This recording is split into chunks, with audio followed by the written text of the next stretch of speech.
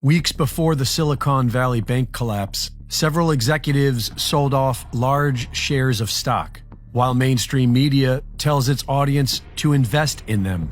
On March 9th, the day before the collapse, Israel's two largest banks pulled up to $1 billion out of SVB, while Peter Thiel's Founders Fund withdrew millions and advised their clients to do the same. The next day, there was a run on the bank, and Silicon Valley Bank collapsed. Is this evidence of a controlled demolition or a hasty one?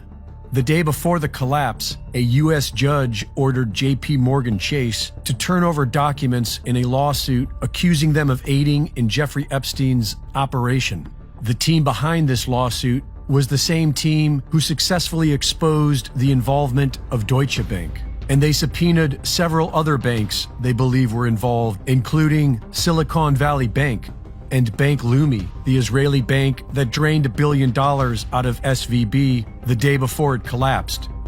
Whatever the reason, the U.S. government's response threatens to collapse the world economy. The FDIC insures up to $250,000 for each depositor, but now they are going to cover all depositor losses. And they don't have enough to cover the $175 billion of SVB losses, let alone the trillions of dollars to be lost on the near horizon as banks across the world begin to break. The systemic risk among GSIBs, global systemically important banks, is that they are so deeply connected that when one falls, they will all follow. Much of the world's economy is already collapsing due to the actions of the U.S. government and the Federal Reserve banking system. And much of the world has been preparing for the end of the U.S. dollar as a world reserve currency. After all the smaller banks die, the people will be left with the central bank, and their solution is the CBDC. CBDC stands for Central Bank Digital Currency. With CBDC, there are no more options. Everyone's account is run directly through the central bank system. As the financial system gets more controlling and more invasive, it's a little bit like bringing up a corral around us. And CBDCs, central bank digital currencies, and vaccine passports or digital IDs are sort of the last shutting of the gate.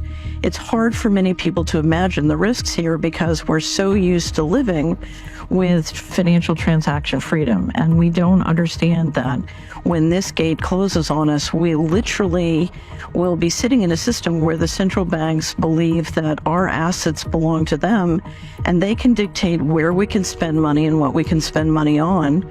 If you don't behave, you can have your money turned off. There are 12 Federal Reserve banks, which are located in cities being considered for the 15-minute city model of the World Economic Forum. This is where it's all headed, and there isn't much pushback in the federal government. Utah Senator Mike Lee introduced the No CBDC Act last September, which will likely go nowhere. But we, the people, have much more sway over our local governments. An Oklahoma House committee unanimously passed a bill to protect Oklahomans from being forced to adopt a CBDC. It's time for we the people to unite with our neighbors and local communities and prepare to liberate ourselves from the central bank system. Recall our corrupt county officials and start looking into local barter and trade systems, because central bank digital currency is coming at us quickly, and it equals financial enslavement. So how does facial recognition work, right? When you pick up many of the smartphones today have a 3D camera in the front.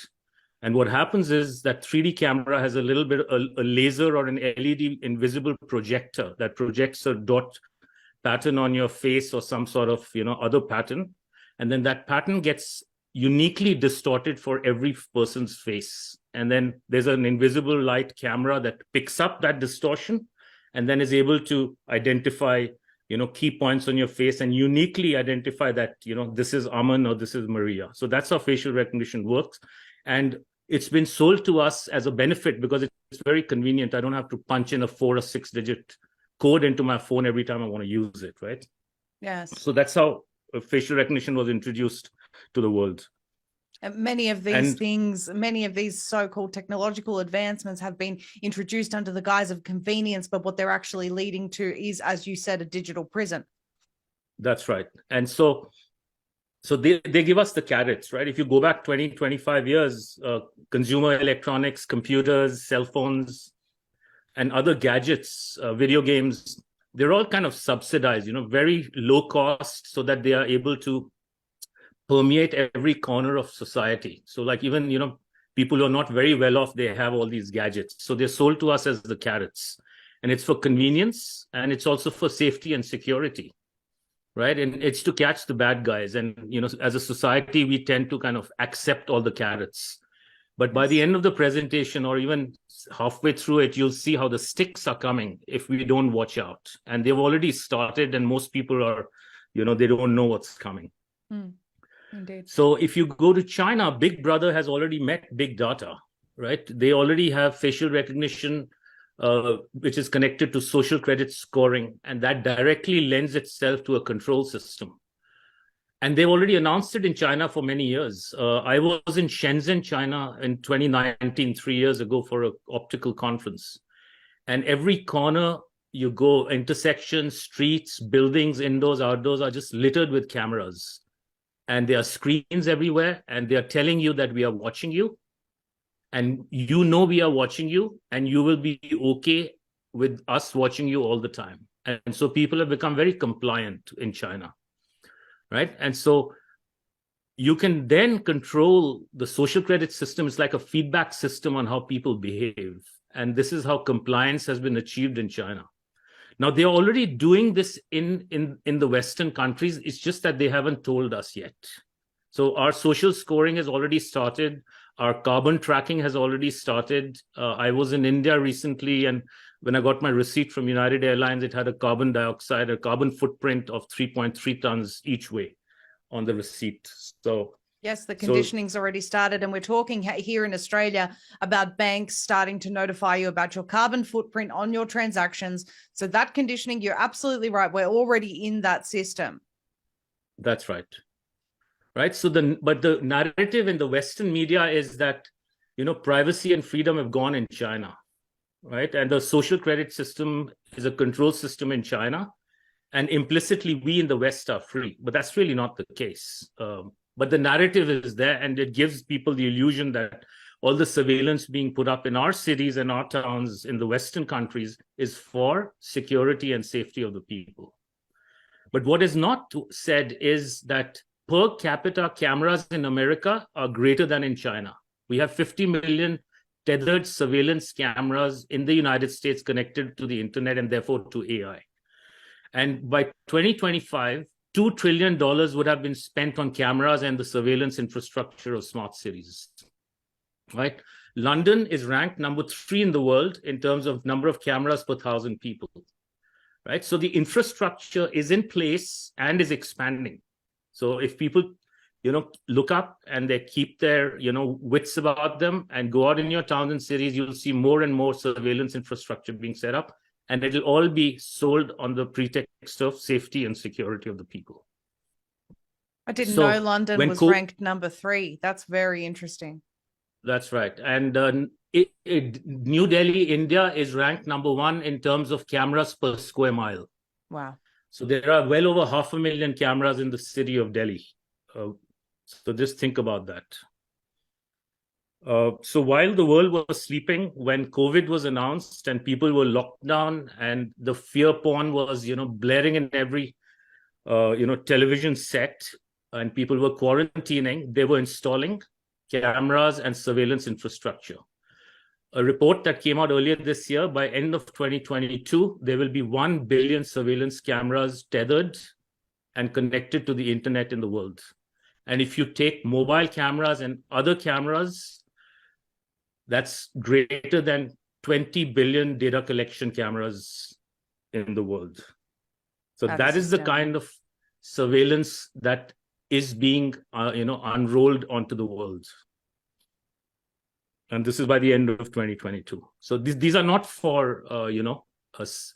This is not just to catch the bad guys. This is much worse than surveillance. This is data collection. That means everything you do will be logged and tracked and analyzed, and then it'll be used as a feedback loop to change your behavior and compliance. And this is so think about that.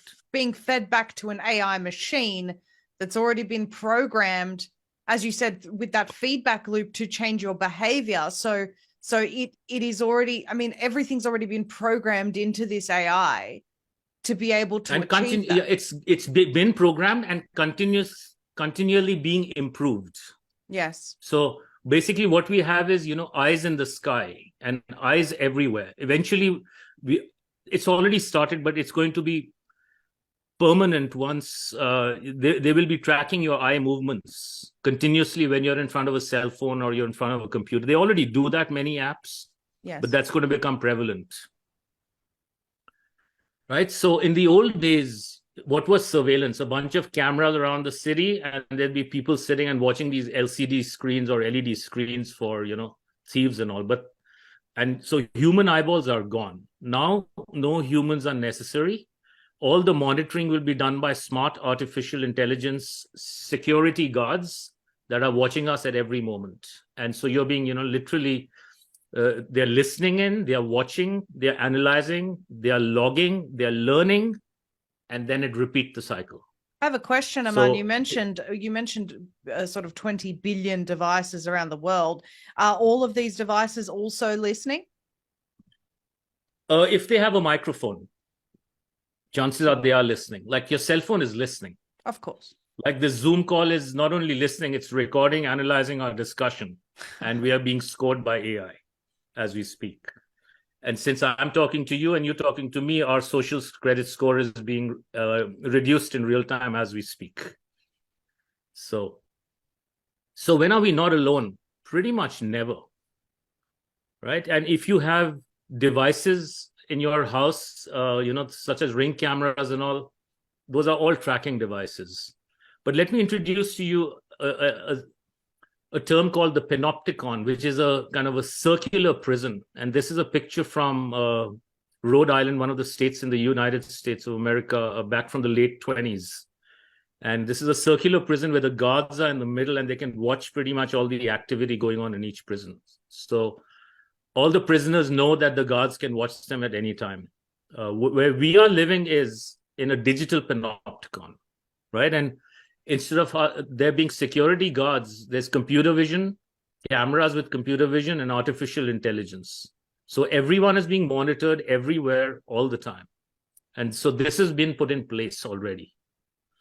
And a few years ago, I was, at a venture capital summit in New York City, and this term was introduced called the Internet of Eyes.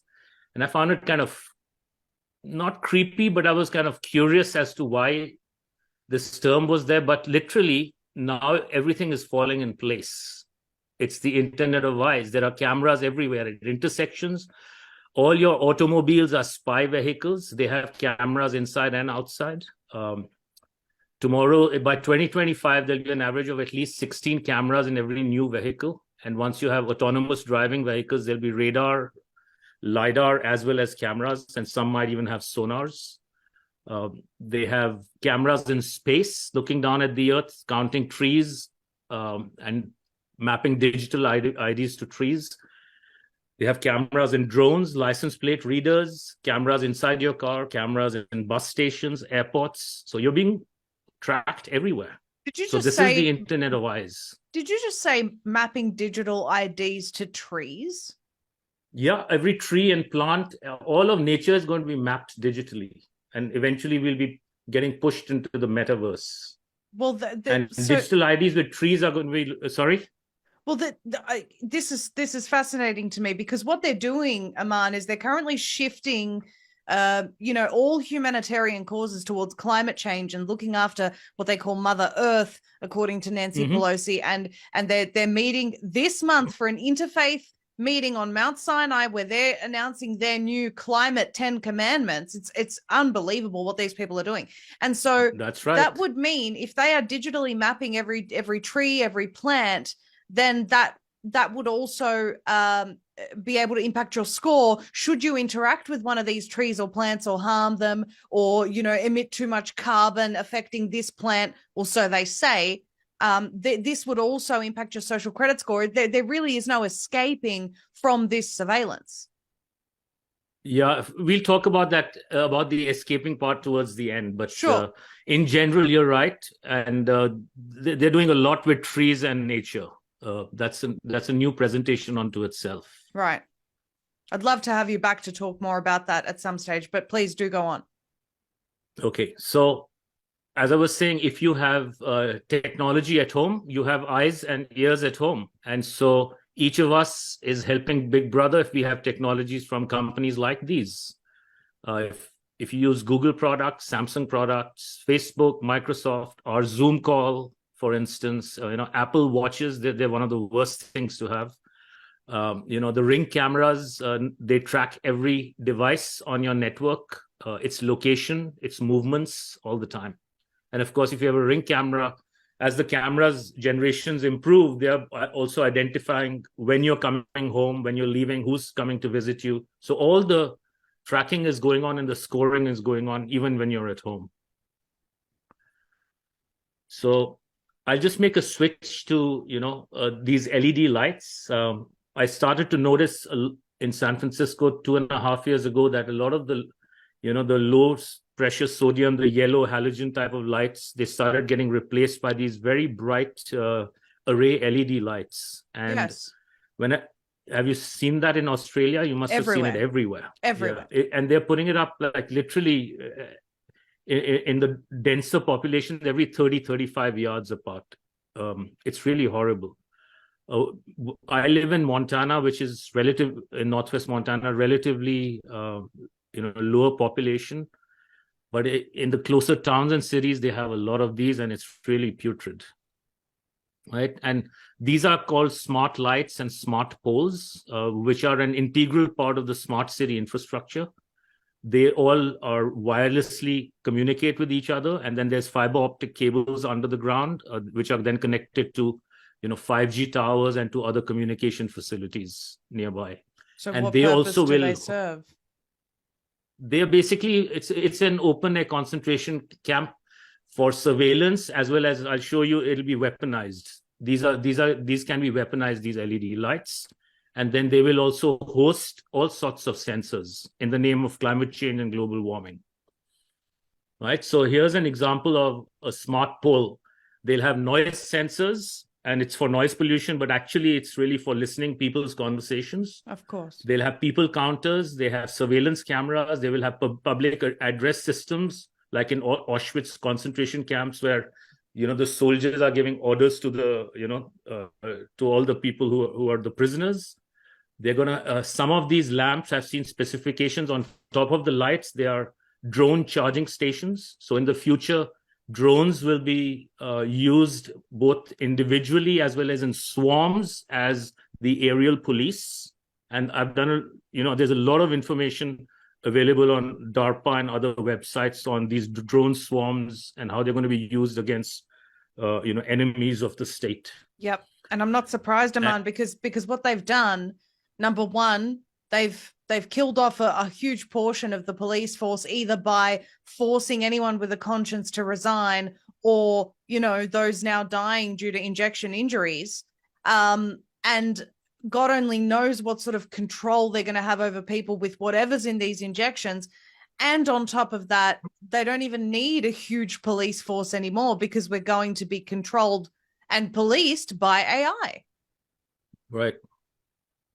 That's right. And also, I mean, if you notice in America, there's been a lot of talk about defunding the police in in the last 2.5-3 years with, it's all these false flags that they keep coming up with, and then they change the narrative on certain agendas. Yes. But one should know that I think the takeaway is these smart poles and smart lights are an integral part of this smart city grid that they are building everywhere. They communicate with each other. They are wirelessly connected, as well as, some of them are connected through cables underground. Some of them may also assist in autonomous driving vehicles in the future. And they're putting smart cables under the roads and all. And so there's a lot of technology going inside the ground and on top through these lights. Right. In order to achieve a lot of the surveillance grid integrated with 5G. I can't even begin to imagine how harmful all of the signals that these things are emitting are. I mean, we already know how harmful 5G is. Imagine when we have all of these constantly emitting and communicating with each other. It's horrible. It's very harmful, as well as these blue LED lights, at the frequency or wavelength they are at, they're extremely harmful to the eyes. And in addition, I've noticed that they don't even have diffusers on top of them. So you can't look up at these lights. They're designed to make humans look down.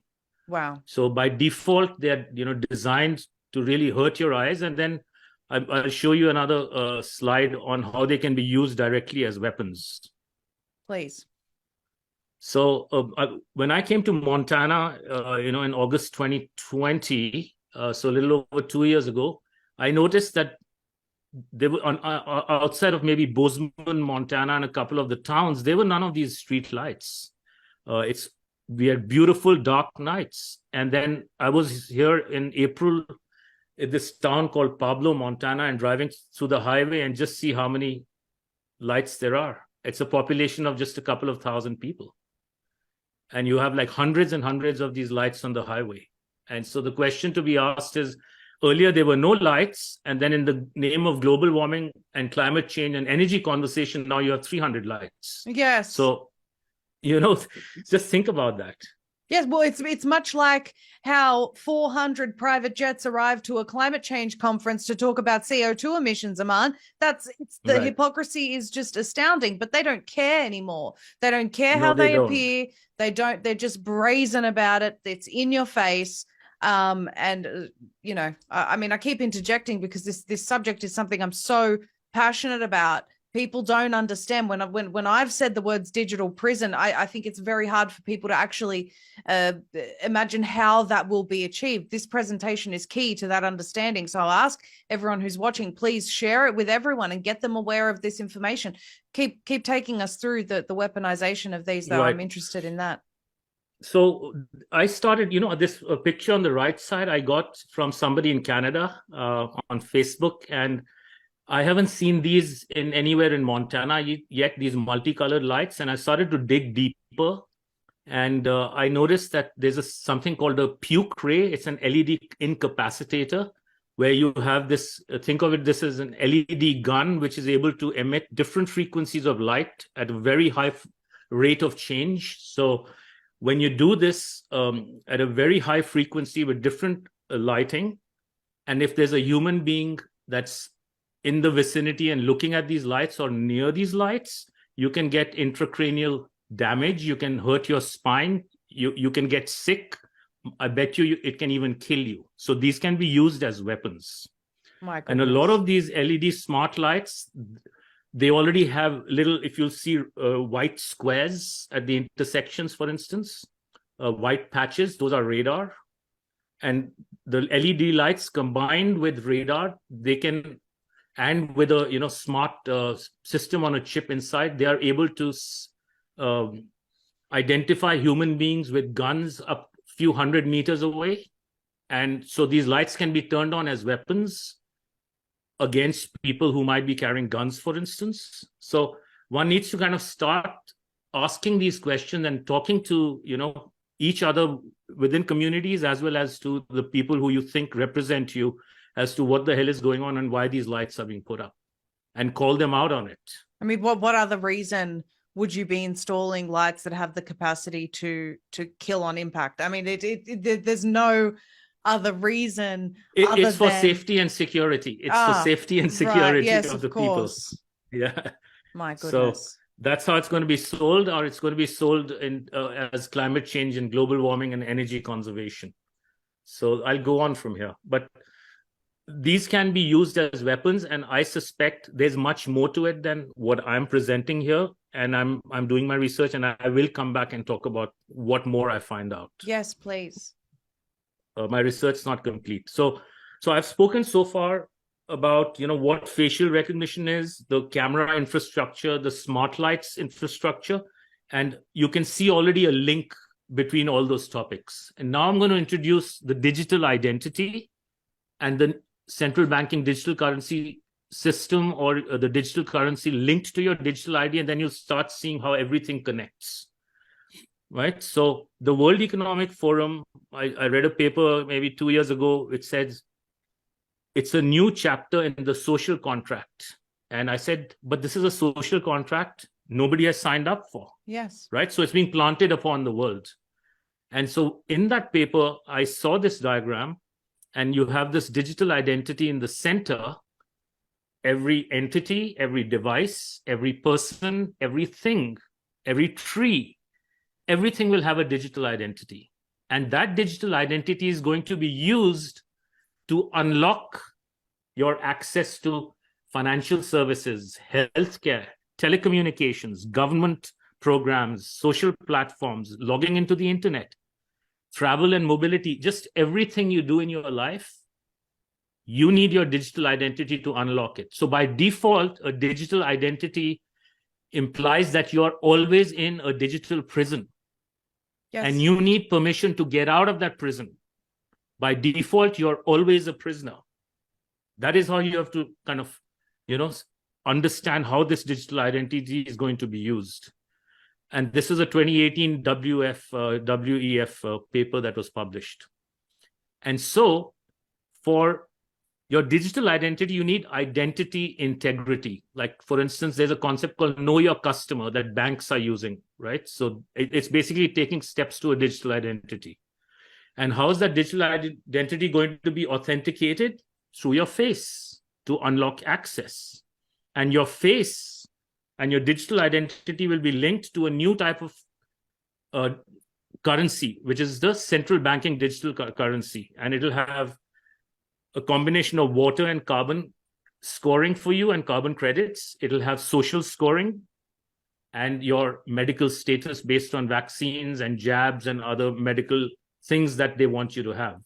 So essentially, just think about it as, if you don't comply, because these are all compliance-based things inside the currency. If you don't comply, your currency becomes lower and lower.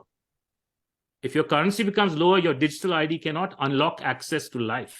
And I want to say here, just this week, and I've been speaking about this quite a few times already this week, the Indonesian health minister said he was calling on the G20 to adopt vaccine passports in line with the WHO standards now in preparation for the next pandemic. The WHO Immunization Agenda 2030 plans to introduce 500 new vaccines by 2030. People think I'm crazy when I say that. It's in their own documents. Immunization Agenda 2030, it's there. Now, they're saying, the Indonesian health minister is saying, let's have a digital health certificate acknowledged by the WHO. If you have been vaccinated or tested properly, then you can move around. Australia's pandemic preparedness plan talks about citizens regularly submitting to DNA collection of samples and things to prevent further pandemics. This vaccination status is key, and your submission to regular medical procedures is key for your digital identity to function. You won't be able to have it unless you get continuous vaccines. And I keep going back to my first interview with Karen Kingston. It's the most bombshell interview, and I'm going to link it in the description below, because in that interview, she proves from the patents every single vaccine approved by the World Health Organization is a lifelong subscription. They will never stop this. Yeah, that's right. So one of the things to understand is that if you don't sign on to a digital ID, and if there's a critical mass of people, I think most will just walk into it unknowingly. Yes. Through deception or through so-called force, just like they had people taking the vaccines to travel freely. Yes. But if there's a critical mass that doesn't sign on to the digital ID, then this agenda gets weakened substantially. Absolutely. Right. So one needs to therefore understand, in conclusion, is that the digital ID is really your ticket to being in the digital prison permanently. Forever. This is exactly why we're doing what we're doing right now, Armand. When I tell people about this stuff on the street, regular people, strangers, they say, I don't want to be part of that.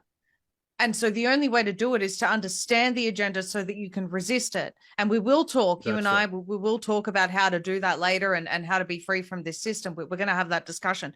But first, we have to hit people with this is actually what it looks like if we don't say no. That's right. So how are they going to implement it in practicality on your computer, for instance, right? There's a new, relatively new concept in cybersecurity protocols called zero trust. So by default, since you have a digital identity and you're in a prison, you are by default a criminal. So we don't trust you. Every time you need to get access to something which you think is legitimate, even to buy food, by default, we don't trust you, and you have to prove you are you, and you have all the compliance metrics through your CBDC to be able to, access whatever you need to access. So in the old days, like when you log into your computer, or your cell phone, you put in a password, and then after that, you pretty much have access to all your applications on your computer. So that's called implicit allow, right? There's one gateway you enter in, and you're implicitly allowed to do whatever you can. The zero trust protocol is a default deny. So we are going from implicit allow to default deny worlds. And at the heart of this is your digital ID. So think of it as default deny, and you have to, for everything you're doing in your life all the time, every step you're taking, whether it's to open your car, start your engine, put in gasoline, log into your computer, log into an application, call your friend, by default, the world has been locked up. So, and you are in this inverted prison. While you may not see locks outside you, but the locks are all there, and you have to keep unlocking your life. Right? So here's an example when you go shopping. How is zero trust going to be used?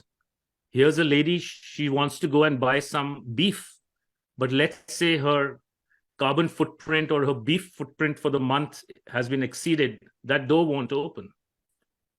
Right? If she wants to buy, say, apple juice, but she's had too much sugar because they're tracking everything, that door won't open. Right? And at the heart of this is your digital ID. And the whole concept of digitalization, which is a relatively new term also coming from the World Economic Forum, it means conditional access. So to access anything in life, there are conditions. This is all linked to your digital ID. It's all about being a prisoner all the time. And there'll be a face recognition camera at the top of each of the doors, looking at you and figuring out who you are and what your digital ID represents. And of course, people that think that they'll just be shopping from home, your phone will be doing the exact same thing that the doors of the fridges will be doing. Exactly. Right? So there's bunch of companies that have started, it's called IDaaS, identity as a service. There are face recognition as a service. So lots and lots of companies are building businesses around this. And every time anyone's face is in front of a camera, there's a chain of corporations making money, from camera companies to IDaaS companies to networking companies, cybersecurity companies, the whole shebang.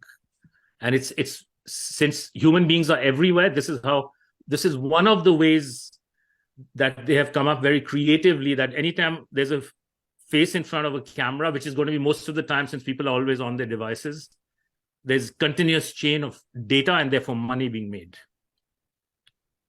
Right? And there's another concept called geofencing, if people are not familiar with it, but it means that they can just think of it as an invisible fence around you or somebody at a certain distance beyond which you cannot go, right? And so your face and digital ID is going to be used for controlling your access by implementing a geofence, depending again on your, your currency, your digital currency, right? So where you can fly in the world, that can be limited. How far you can drive, that can be limited. How far you can walk, and this is related to your 15-minute cities or 20-minute neighborhoods. They can implement this. And they don't need guards. They don't need prison guards at the outskirts to stop you. They have the LED lights and the LED weapons. They have the microwave weapons, as well as they have the digital currency can be shut off, right? So You move 15 minutes out, your currency won't work. You can't buy anything. So you are not going to be motivated to leave. And they call them Right? districts, Aman, in Sydney, here where they're testing it. They're actually calling them districts. Yeah, I read about that not too long ago. In San Francisco, they've had districts for a very, very long time. But I don't know at what point they're going to start implementing it over in California, but they will. Oh, I of think course they the will. agendas are going full speed ahead in Australia more than any other country. You're not wrong. You're not wrong. Yeah. And you can also be geofenced in the metaverse, so to speak, right? So who you can communicate with, who you can text, who you can email, what you can read, what music you can listen to, when you can listen to. So they can control everything through this digital ID and your face in front of a camera.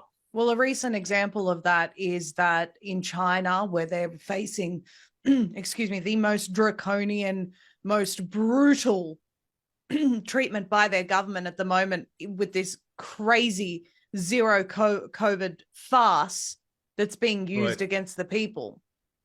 One particular user was talking about the fact that they were disagreeing with the government, and they banned her WeChat, which is a function that's used for many different things, an app that's used for many functions in society in China. And the next thing was posting onto the WeChat platform, please forgive me, I'll never do anything bad against the government again. You know, this pathetic, please let me back into society. This is what you're talking about. Yeah, and it's not even the government, right? It's the private corporations that have these fake governments in place in all the countries. Yep. Definitely. I want to ask you something. You mentioned forcing people into the metaverse. I've spoken about this quite a bit, and people think, no, they won't succeed with that. Hang on a second. We're talking about people that are so miserable, they can't even eat what they want. They can't go past their district. They can't do anything, essentially. They're going to spend their time in this virtual reality, and they've been conditioned to do that through the lockdowns. How many people don't even want to go back to work in the office? They'd rather work from home. It's human behavior has been changed in this time. So people will go to the metaverse. They will. Not only will they will be, some will go voluntarily. Yes. And then what they're going to do is, like, let's say you wanted to buy, like today, there are apps where you can buy groceries on your app, right? Instacart, for instance, is very popular in American cities. So today it's on your phone. You can't go to a website and order on Instacart. You have to use an app on your iPad or your phone. Tomorrow, they will move into a virtual reality headset, and then they'll phase out the app from your phone. Now you can only order food through your VR headset. Yeah. And that is how people are going to be sucked in, right? A lot of the entertainment will be moved out of web pages, and it'll be moved onto VR headsets. And they're going to subsidize AR and VR headsets, or extended reality, XR, your MR, mixed reality. You pick your favorite letter in front of the R. But this is how they're going to do it, either by deleting apps, and convenience will be shifted to all these headsets, and people are going to keep getting sucked in, and it'll happen every year or two, more and more. The problem is very that soon. Sorry, go on. No, like for instance, ordering a cab now in San Francisco, if you go, it's very hard to just hail down a cab. It's either Uber or Lyft, or even the yellow taxis now are on an app. So you can't physically. So that means you always have to have an app on your phone to hail a cab.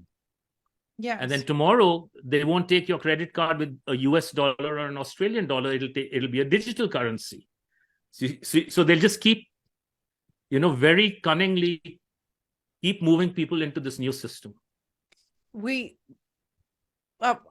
doesn't matter. I will make the point. I watched a video recently on YouTube, and it was a gentleman talking about how great VR is and how we're all going to be going into the metaverse. And so many people are of the opinion that no, they won't succeed with this. Meta stocks are down, so on and so forth. This video had 1 million views, Aman. 1 million views on one video talking about how great VR headsets and the metaverse is. And there would be so many others. What I'm trying to say is that's 1 million people that spent their time And not all of them were like me watching it to scrutinize, I can guarantee Right. you. Right. They spent their time watching this rather than informing themselves about what's really going on in the world. And that's the biggest problem that we have. It's the masses not realizing where we're heading. That's right. But one can only realize it if you kind of take the time to, unlearn what's been dumped into your head through mainstream media. Yes. And if you cannot make that jump, you're not going to understand what's going on. I agree. And it's scary for some. I understand it's scary to get to unplug from the matrix. Right. But we have to keep educating people, because Right. not only their future, but our future depends on them waking up. Please do go on. Yeah, and ignoring reality is not a good strategy for survival. I mean, that's really my take. Absolutely. Like, however scary the reality is, like, you got to face it. Otherwise the consequences of ignoring reality, you can't ignore the consequences. You can ignore reality, but you can't ignore the consequences of that reality when it strikes. Correct. Right. So let's talk about smart city reality. Right. So smart cities are also been sold to us on the larger agenda of the 17 Sustainable Development Goals of the United Nations. Right. And it's really about zero carbon. And this is how they're selling it to us. Right. Air quality, smart lighting, water management, noise pollution, traffic monitoring, etc. And it's really about limited mobility and no car ownership. Right? Smart lights will be used as weapons and surveillance and control of people. Water rationing, right? Speech surveillance. The microphones are not for testing noise pollution. Right? Traffic monitoring is really about tracking mobility. And electricity, gas, and heat will be rationed also. And they're coming for controlling all the energy in the world and rationing it. So the quality of life is going to reduce, even though all the SDG 17 goals have very cute, phrases that they use to improve life. Cute. So that's what they do, because these people understand the power of words and phrasing, and so they use these. Yeah, no poverty. We'll just make everyone poor. Yes. Right. Yes. No hunger. We'll just give everyone fake food and stop all the food production in the world. So it's just amazing. And yes, I know a lot of people who are in my family and extended family, and nieces and nephews, they're all working on some projects on sustainable development goals all around the world, and they think they're doing great for the world. And it's just amazing. And at the heart of this is your digital ID, because digital ID with cameras, smart city infrastructure, the LED lighting, and 5G networks are all integrated in order to track all the activity of everything in and around smart cities. So just remember, your face and digital ID is at the heart of this and is required to make this successful.